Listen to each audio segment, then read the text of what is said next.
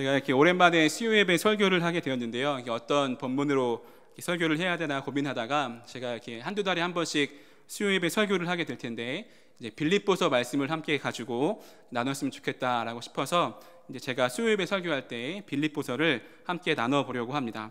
먼저 빌립보서가 어떤 책인지 잠깐 이렇게 나눴으면 좋겠는데요. 먼저 빌립보서는 다들 알고 계신 것처럼 사도 바울이 기록한 책입니다. 사도 바울이 쓴 여러 서신 중에 이 감옥에서 쓴 이 서신들을 옥중 서신이라고 하는데, 우리가 함께 살펴보고 있는 이 빌립보서도 그 옥중 서신, 이 감옥에서 쓴 서신 중에 하나입니다. 이 빌립보서를 더 잘 이해하기 위해서는 이 빌립보가 어떤 도시였는지 살펴볼 필요가 있는데요. 이 빌립보라는 이름은 이 알렉산더 대왕의 아버지였던 이 마게돈의 빌립이라는 데서 따왔다고 하고요. 그리고 이 빌립보에서 중요한 전투가 있었는데 그 전투를 통해서 이 빌립보는 로마의 식민지가 되었다고 합니다. 그리고 빌립보는 이 로마에서와 똑같은 법을 사용하게 되는데요.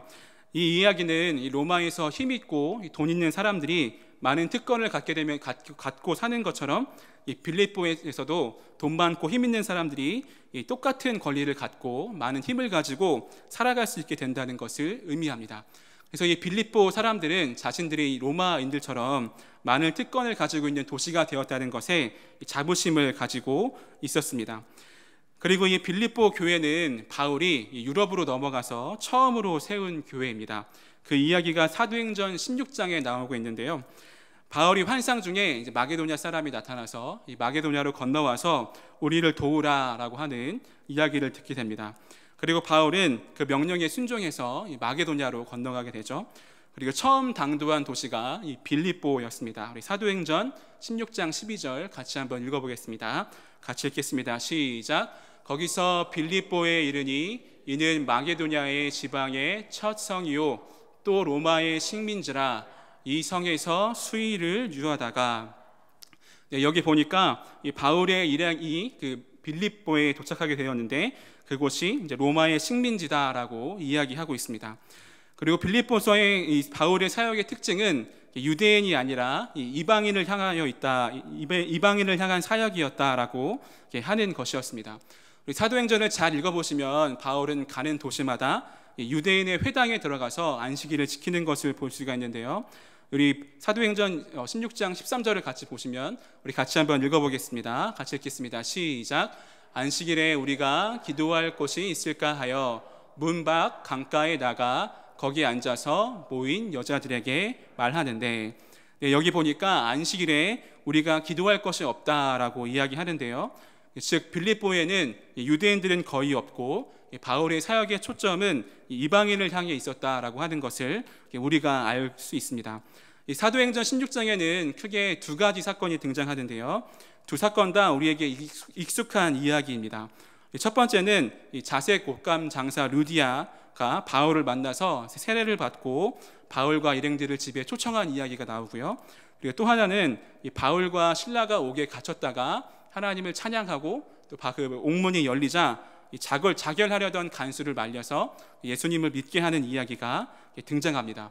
즉 바울은 빌립보에 도착하자마자 이 자색 옷감 장사 루디아와 또 감옥의 간수에게 복음을 전하고 예수님을 믿게 하는 것을 볼 수가 있는데요.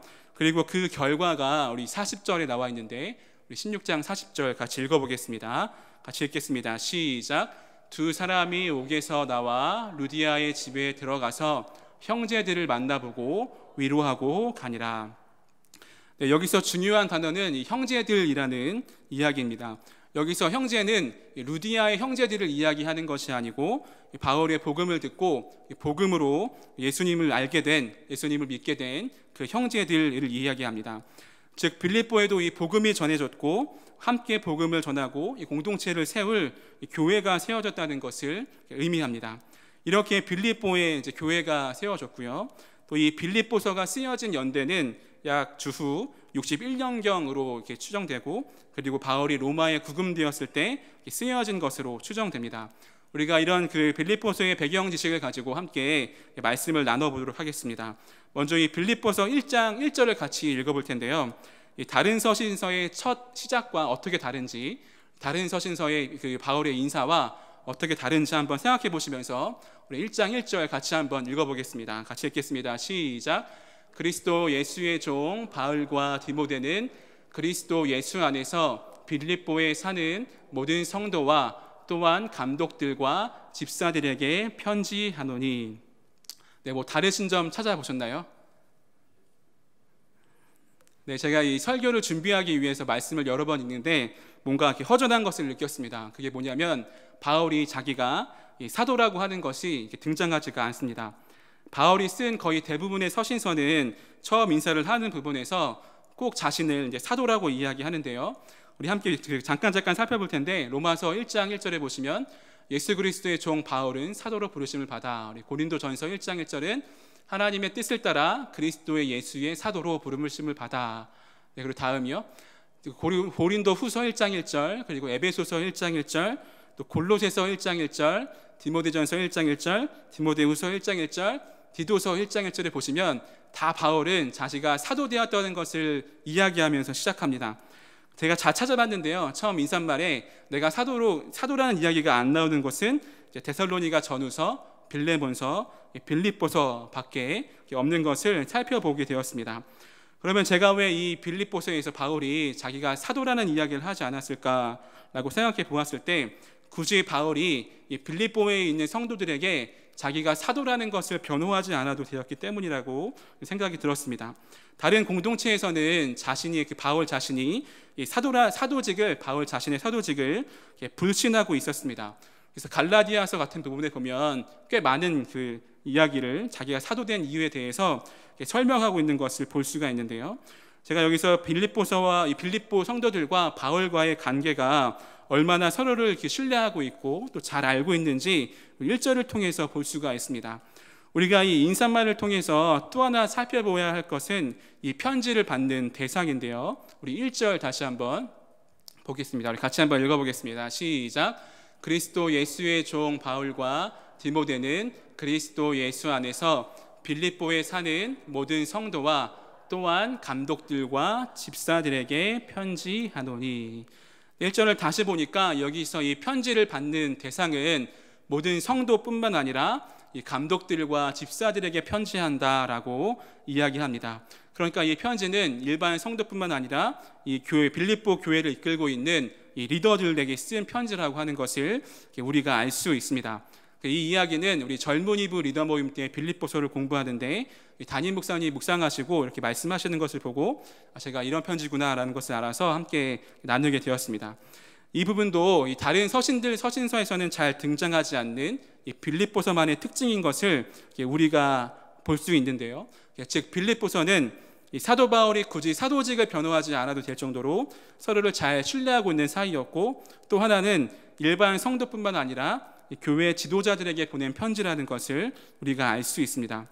그리고 이어지는 3절부터는 바울이 빌립보 교인들을 향해서 너희를 향해 항상 간구한다라고 하는데요.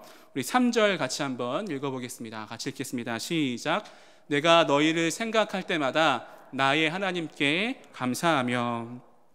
그리고 이어지는 말씀에서 왜 바울이 이 빌립보 교인들을 생각할 때마다 하나님께 감사하고 간구하는지 이야기가 나오는데요. 첫 번째로는 이 빌립보 교인들이 복음을 위한 일에 참여하고 있었기 때문입니다. 우리 5절 같이 한번 읽어보겠습니다. 같이 읽겠습니다. 시작. 너희가 첫날부터 이제까지 복음을 위한 일에 참여하고 있기 때문이라. 첫날부터 지금까지 이 빌립보 교인들이 복음을 위한 일에 참여하고 있다라고 이야기하고 있습니다. 다들 아시겠지만 이 복음이란 무엇일까요? 말 그대로 이제 한문 뜻대로 좋은 소식, 영어로는 굿 뉴스라고 하고, 또 헬라어로는 유앙겔리온이라고 하는데요. 원래 이 헬라어로 유앙겔리온이라는 뜻은 이 전쟁의 승리 소식이나 아니면 그 당시 황제의 생일을 축하하는 단어로 쓰였습니다. 그러나 그 단어가 이 그리스도인들에게 쓰이게 될 때는 우리가 죽을 수밖에 없는 죄인이었는데 예수 그리스도께서 오심으로 말미암아 우리가 더 이상 죽음에 거하지 않고 생명에 거하고 우리도 예수님의 부활에 동참한다라고 하는 좋은 소식이 된 것입니다.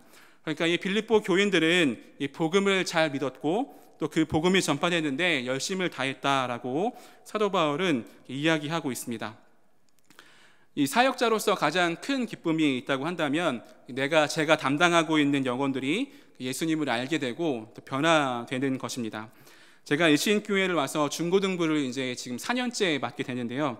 그때 처음 맡을 때가 제가 26살이었고 제가 벌써 30이 되었습니다. 시간이 빨리빨리 흘러서 제가 벌써 30이 되었는데, 하여튼 제가 그 처음 중고등부 맡을 때는 되게 자신만만한 마음으로 중고등부에 갔습니다.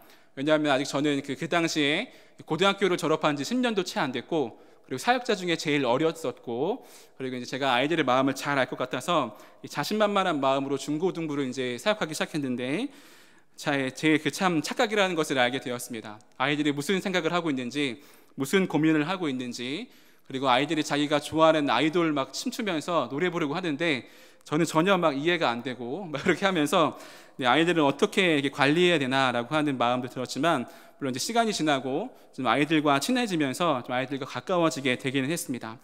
그러면서 또 하나 제 마음에 들었던 걱정이 있었는데, 그것은 이제 아이들의 신앙에 관련된 것이었습니다. 이제 아이들과 친하게 되었는데 어떻게 이제 신앙을 훈련시켜야 될까라는 고민이 많이 있었습니다. 이 사역을 맡고 첫 수련회를 하는데 저녁 집회 때 말씀을 전하고 기도회를 하는 시간이었습니다. 기도회를 하는데 눈을 뜨고 보니까 아이들이 너무 피곤해하면서 다들 졸고 있고 힘들어했습니다. 그때가 여름 수련회여서 이제 수영장도 갔다 오고 몸이 많이 힘들구나 막 궁결한 마음이 들어서 기도회를 조금 일찍 끝내고 좀 쉬라고 하려고 했더니, 기도회가 끝나고 간식을 주니까 아이들의 눈이 그렇게 떠지기 시작하더니 말똥말똥해지고, 그리고 이제 수련회가 끝나고 새벽 늦게까지 게임을 하는 것을 보면서 내가 속았구나라고 하는 그런 생각이 들었습니다. 그러면서 생각을 바꿔서 작년부터는 이제 겨울 수련회를 이제 캠프 단체에서는 캠프 수련회를 가기 시작했습니다.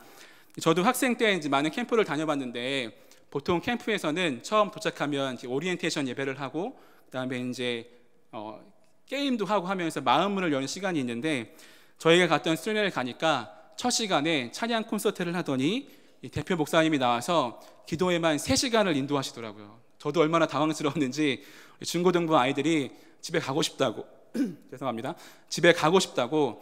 근데 그 머리가 똑똑한 게 그 사람들이 차편도 없는 곳에, 개인차가 아니면 나갈 수 없는 곳에 데리고 가서 아이들을 떠나지 못하는데, 아무튼 그렇게 빡세게 기도하고 또 예배드리고 하는 것을 보면서 아이들이 나중에는 이제 은혜 받고 내년에 또 가자고 해서 이제 엊그저께 지난주에 이제 잘 다녀왔습니다.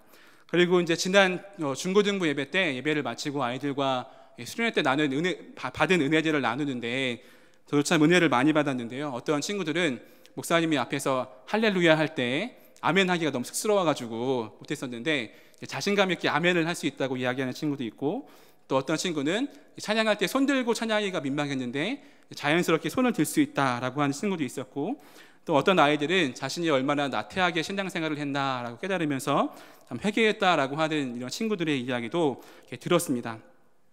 저는 이 이야기를 듣는데 얼마나 마음이 감동되고 은혜가 되었는지 모릅니다. 아이들 한참 어린 줄 알고 게임만 좋아하고 한 줄 알았는데 아이들이 이제 은혜 받고 변화된 것을 보니까 제가 더 열심히 사역해야 되겠구나라는 마음이 들었습니다. 우리 성도님들도 일신교회 다음 세대를 위해서 늘 기도해 주시기 바랍니다. 저는 이 바울이 복음에 참여하고 있는 이 빌립보 교인들을 위해 항상 간구하였다라는 말씀을 보면서 제가 중고등부 아이들을 보면서 느꼈던 감정과 이 감동과 비슷하지 않나라고 묵상을 해보았습니다. 그래서 바울은 빌립보 교인들이 이 복음에 참여했다는 것이 자신에게는 큰 기쁨이다라고 이야기하는데요. 우리 1장 4절 같이 한번 읽어보겠습니다. 시작. 간구할 때마다 너희 무리를 위하여 기쁨으로 항상 간구함은. 바울은 그냥 간구하지 않고 기쁨으로 항상 간구한다라고 이야기하고 있습니다. 제가 서두에서 이야기했듯이 지금 사도 바울의 상황은 이 감옥에 갇혀서 자신의 앞날도 한 치 앞도 모를 정도로 어려운 상황이었음에도 불구하고 이 빌립보 교인들을 보면서 내가 너 기뻐한다라고 이야기하고 있습니다.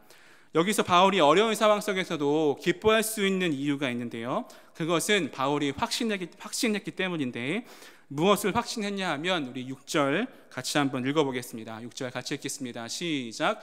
너희 안에서 착한 일을 시작하신 이가 그리스도 예수의 날까지 이루실 줄을 우리는 확신하노라.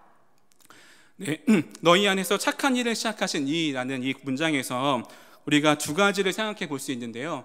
먼저는 이 착한 일이라고 하는 것은 이 빌립보 교인들이 이 복음을 듣고 또 복음대로 살고 복음을 전파하면서 사도 바울의 복음의 일에 동참했던 것을 의미하고요.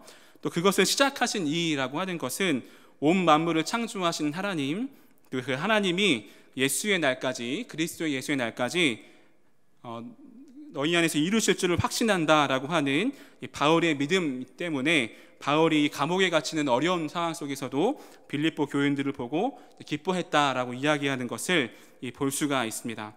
저는 이 말씀을 묵상하면서 우리가 두 가지 입장에서 말씀을 적용해야겠다라고 하는 생각이 들었는데요.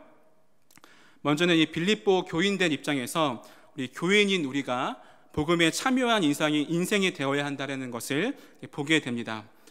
우리를 복음으로 살게 하신 이가 그 무엇보다도 크신 하나님입니다. 그렇기에 우리가 언제나 어디서나 복음대로 살아갈 수 있는 든든한 백이 있는 것이죠. 제가 아까 빌립보 도시의 상황을 이야기하면서 로마의 상황과 비슷하다라고 이야기했는데요.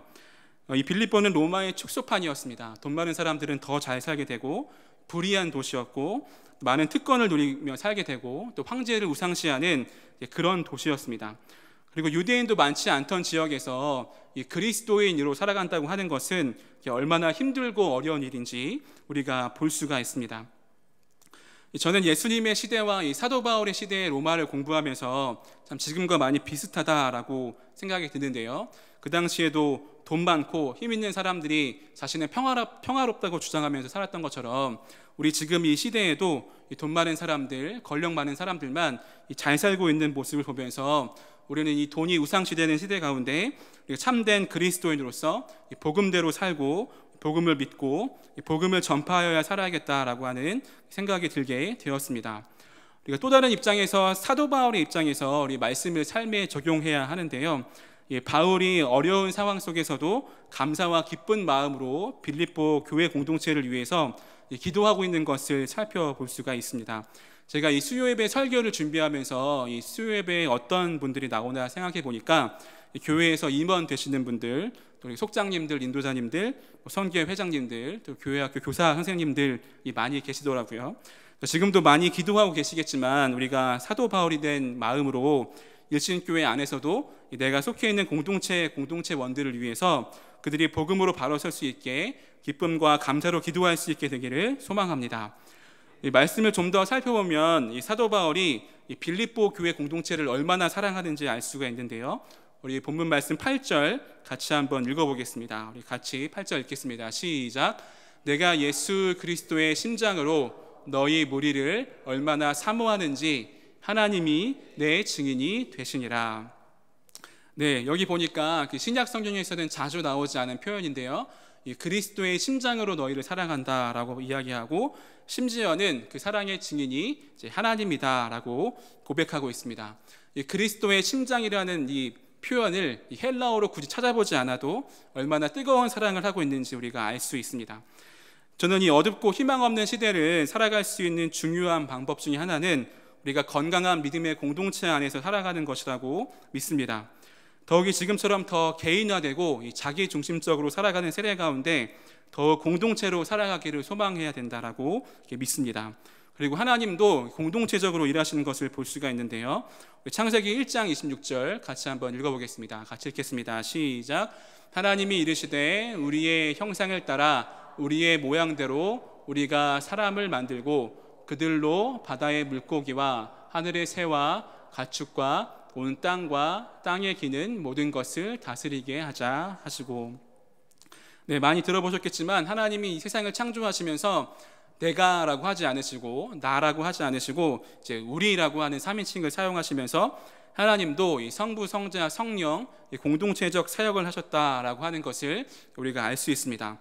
그리고 예수님도 이 땅에 오셔서 이 공생애를 시작하시면서 이 하나님 나라를 선포하시고 가장 먼저 한 것이 무엇이었냐면 이 제자들을 부르러 가는 것이었습니다. 우리 마태복음 4장 19절 같이 한번 읽어보겠습니다. 시작. 말씀하시되 나를 따라오라 내가 너희를 사람을 낚는 어부가 되게 하리라 하시니. 저는 이 부분이 굉장히 중요하다라고 생각을 하는데요. 예수님은 충분히 혼자 그 많은 사역을 감당하실 수 있는 이제 하나님의 아들이셨습니다. 제자 몇 명의 도움 없이도 이제 충분히 기적을 행하실 수 있고 병자를 고치실 수도 있고 하나님의 나라를 전파하실 수 있는 능력 있으신 분이셨습니다. 그러나 예수님을 공생애를 시작하시면서 가장 먼저 이 제자들을 부르시고 공동체를 세우시는 것을 볼 수가 있는데요. 자기를 배신할 제자까지 세우시면서 공동체를 만드신 이유는 저는 예수님이 힘이 드셔서 몸이 지치셔서 그런 것이 아니라 예수님이 제자들과 동역하시길 원하셨고 또 저와 여러분과 동역하시길 원하셔서 우리를 공동체로 부르셨다라고 믿습니다. 저는 이 공동체로 살아가는 것이 가장 성경적인 방법이고 하나님 마음에 가장 합한 방법이라고 생각합니다. 저는 성경 속에서 가장 이상적인 공동체를 뽑으라고 한다면 사도행전 2장에 나오는 초대교회 공동체를 뽑습니다. 이 오순절 성령의 역사를 체험한 이 초대교회 공동체는 서로 물건을 나누고 통용하고 함께 살아가기 시작했습니다. 우리 사도행전 2장 44절 45절 같이 한번 읽어보겠습니다. 같이 읽겠습니다. 시작. 믿는 사람이 다 함께 있어 모든 물건을 서로 통용하고 또 재산과 소유를 팔아 각 사람의 필요를 따라 나눠주며. 여기서 중요한 것은 믿는 사람이 다 함께 있다라고 하는 것입니다. 그리고 그 사람들이 서로의 필요를 채워주기 위해서 내 것을 포기하고 나누어 줬다라고 이야기하고 있습니다. 어떤 분들은 이 부분을 공산주의가 아니냐라고 하는 분들의 이야기도 들어본 적이 있는데, 공산주의와 본질적으로 다른 것은 공산주의는 똑같이 일하고 똑같이 나눠 쓰는 것이지만 오늘 사도행전의 이 초대교회 공동체는 각기 다른 직업을 가지고 돈을 많이 버는 사람도 있었고 돈을 적게 버는 사람도 있었지만 서로의 필요를 따라서 나누어주는 공동체였다라고 하는 것입니다. 그래서 세상의 가치와는 전혀 다른 방법으로 살아가는 공동체가 초대교회 공동체였습니다. 그리고 이 말씀 중에서 46절이 굉장히 중요한데 우리 46절 같이 한번 읽어보겠습니다. 같이 읽겠습니다. 시작. 날마다 마음을 같이하여 성전에 모이기를 힘쓰고 집에서 떡을 떼며 기쁨과 순전한 마음으로 음식을 나누고. 이 말씀을 젊은이부 설교에서도 나누었었는데요. 이 공동체가 어떤 모습이어야 하는지 우리 46절에서 말씀해 주고 있습니다. 첫 번째는 공동체는 교회는 성전에 모이기를 힘쓰는 교회 공동체이어야 한다는 것입니다. 이 건강한 믿음의 공동체는 성전에 모여서 하나님을 예배하고 또 기도하며 말씀 듣기를 소망하고 또 힘쓰는 공동체입니다. 그리고 두 번째는 집에서 떡을 뗀다고 말씀하셨는데요. 단지 이 말은 주일에만 모여서 모이기를 힘쓰는 것뿐만 아니라 집에서도 만나서 서로의 삶에 더 깊이 들어가고 서로의 필요를 알고 서로의 삶을 책임져주는 관계가 초대교회 공동체였다고 하는 것을 우리가 볼 수가 있는데, 이렇게 공동체가 이렇게 살아갈 때, 이 말씀대로 살아갈 때 세상은 이렇게 반응합니다. 우리 47절 같이 읽어보겠습니다. 같이 읽겠습니다. 시작. 하나님을 찬미하여 온 백성에게 칭송을 받으니 주께서 구원받는 사람을 날마다 더하게 하시니라. 아멘. 초대교회 공동체가 건강한 공동체로 믿음 안에 살아갈 때 온 백성에게 칭찬받고 또 구원받는 사람이 날마다 더하여졌다라고 하는 것을 우리가 볼 수가 있습니다. 저는 우리 일신교회 공동체가 이러한 공동체가 되었으면 좋겠습니다. 우리가 이런 공동체를 세우기 위해서는 오늘 바울의 권면을 들어야 할 필요가 있는데요. 오늘 본문 말씀 빌립보서 1장 9절 같이 한번 읽어보겠습니다. 같이 읽습니다. 시작. 내가 기도하노라 너희 사랑을 지식과 모든 총명으로 점점 더 풍성하게 하사. 바울의 기도는 무엇입니까? 사랑을 지식과 총명으로 더 풍성하게 하라 하는 것입니다. 여기서 지식은 어떤 지식을 이야기하냐면 구원을 아는 지식을 이야기하고, 여기서 총명이라고 하는 것은 세번역 성경에 보니까 통찰력이라고 이야기합니다. 그러니까 우리가 구원을 아는 지식과 통찰력으로 사도 바울이 빌립보 교인들을 사랑했다라고 합니다. 그리고 그렇게 풍성해진 사랑으로 해야 할 것이 있는데 우리 10절 같이 한번 읽어보겠습니다. 같이 읽겠습니다. 시작.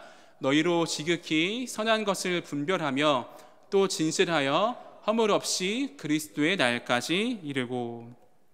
우리가 이 풍성해진 사랑으로 우리는 선한 것을 분별해야 됩니다. 세번역 성경에 보니까 가장 좋은 것을 분별하라라고 이야기하는데요. 그리고 그것으로 말미암아 우리가 진실함과 허물 없이, 다시 말해서 거룩하고 흠 없이 그리스도의 날까지 이르러야 한다는 것입니다. 우리 그리스도의 날이라고 하는 것은 잘 아시는 것처럼 예수님의 재림을 이야기하고 곧 종말의 때를 이야기합니다. 그러니까 이 믿음의 그리스도인의 공동체는 주님이 다시 오실 날을 기다리면서 사랑으로 풍성하게 하고 또 거룩하고 흠이 없이 살아가야 한다고 이제 말씀하고 있습니다.